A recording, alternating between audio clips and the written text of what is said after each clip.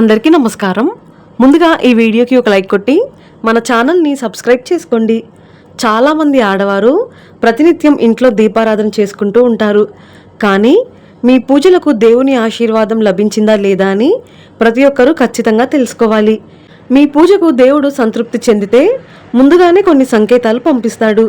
ఇకప్పటి నుండి మీ ఇంటికి మంచి రోజులు ప్రారంభమవుతాయి. పూజలో కనిపించే కొన్ని దైవ సంకేతాలు, వాటి వల్ల కలిగే శుభ ఫలితాల గురించి ఈ వీడియోలో తెలుసుకుందాం.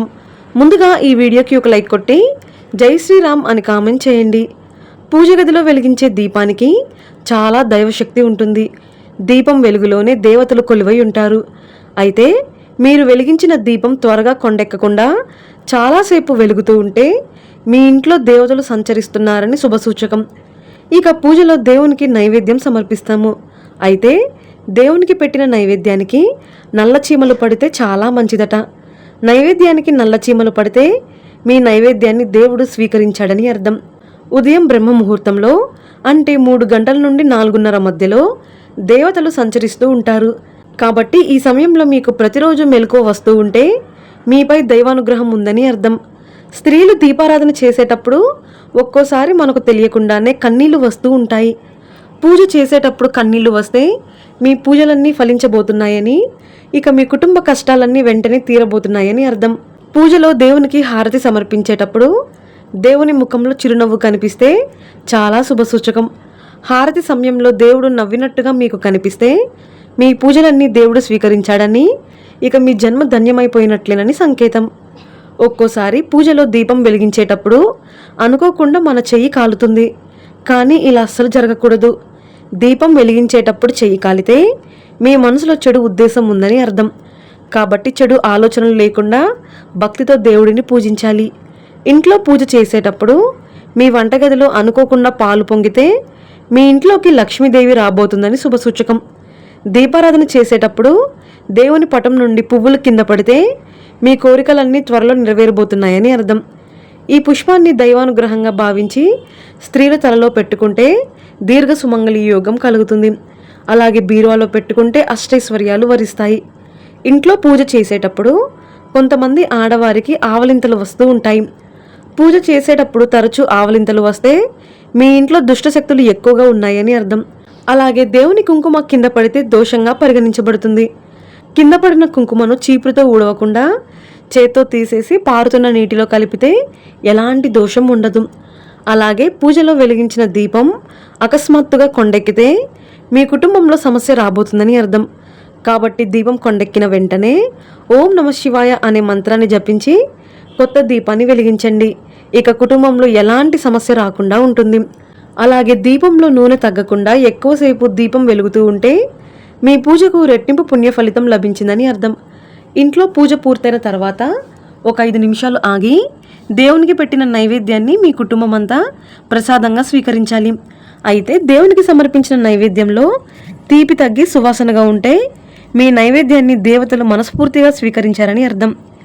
అలాగే దేవునికి కొబ్బరికాయ కొట్టినప్పుడు కొబ్బరికాయ చక్కగా 2 ముక్కలుగా పగిలితే మీరు చేసే పనుల్లో ఆటంకాలు లేకుండా విజయాలు కలగబోతున్నాయని అర్థం. కానీ కొబ్బరికాయ ముక్కలు ముక్కలుగా పగిలితే మీ పనుల్లో చిన్న చిన్న ఆటంకాలు కలుగుతాయని అర్థం.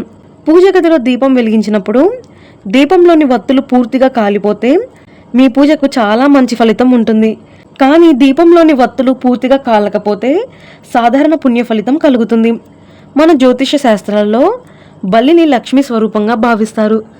కాబట్టి మీ పూజ గదిలో బల్లి కనిపిస్తే మీ ఇంట్లో లక్ష్మీదేవి తిరుగుతుందని అర్థం. కాబట్టి పూజ గదిలో బల్లి కనిపిస్తే అస్సలు భయపడకండి. అలాగే కాకికి దేవతలకు చాలా దగ్గర సంబంధం ఉంటుందట.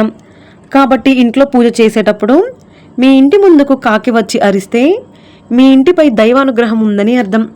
అలాగే పూజ చేసేటప్పుడు గోమాత వచ్చి మీ ఇంటి ముందు నిలబడితే ముక్కోటి దేవతలందరూ మీ ఇంటి ముందుకు వచ్చినట్లే. ఇక మనలో చాలామందికి కలలో దేవతలు కనిపిస్తూ ఉంటారు. కలలో దేవుళ్ళు కనిపిస్తే చాలా మంచిది. కానీ పదే పదే దేవతలు కనిపిస్తే మాత్రం దేవుని మొక్కులు బాకీ ఉన్నాయని, ఆ మొక్కులను త్వరగా తీర్చుకోమని దేవతలు కలలో కనిపిస్తూ ఉంటారు. మనలో కొంతమందికి అర్ధరాత్రి సమయంలో గజ్జల శబ్దాలు వినిపిస్తూ ఉంటాయి. గజ్జల శబ్దం లక్ష్మీదేవి రాకకు సంకేతం. కాబట్టి మీకు ఎప్పుడైనా గజ్జల శబ్దం వినిపిస్తే మీ ఇంట్లో లక్ష్మీదేవి తిరుగుతుందని, మీ ఇంటి ఐశ్వర్యం పెరగబోతుందని అర్థం. పూజలో వెలుగుతున్న దీపం నుండి శబ్దాలు రాకూడదు. దీపం ప్రకాశవంతంగా నిలకడగా వెలగాలి. అలాగే దేవునికి కొబ్బరికాయ కొట్టినప్పుడు ఒకవేళ కొబ్బరికాయ కుళ్ళిపోతే వెంటనే దాన్ని తీసేసి మీ కాళ్ళు చేతులు శుభ్రం చేసుకొని కొత్త కొబ్బరికాయను కొట్టండి. మీ ఇంట్లో అగరవత్తులు వెలిగించకపోయినా మీ ఇల్లంతా సువాసనతో నిండిపోతే మీ ఇంట్లో దేవతలు తిరుగుతున్నారని, మీ ఇంటిపైన లక్ష్మీ అనుగ్రహం ఉందని అర్థం.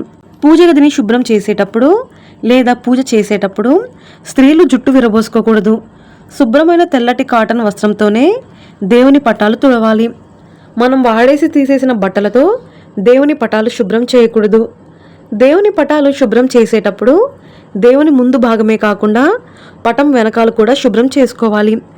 పూజ చేసే ఆడవారు పాపిట్లో కుంకుమ పెట్టుకొని కాళ్లకు పసుపు రాసుకొని, అలాగే మెడలు నల్లపూసలు, చేతులు నిండుగా మట్టి గాజులు వేసుకుని ఉండాలి. అప్పుడే మీ పూజలన్నీ దేవునికి చేరుతాయి. స్త్రీలు ఎట్టి పరిస్థితుల్లోనూ నైటీలు వేసుకొని దీపారాధన చేయకూడదు. అలాగే నిలబడి దీపం వెలిగించకూడదు. నేలపైన చాప వేసుకొని కూర్చొని దీపారాధన చేయాలి. కుడి చేత్తో మాత్రమే దేవునికి పుష్పాలు పెట్టాలి. దేవునికి పెట్టే పుష్పాలు ఎడమ చేత్తో ముట్టుకోకూడదు. దీపం ప్రమిదలో ముందుగా నూనె పోసి తర్వాతే వత్తులు వేసి దీపం వెలిగించాలి.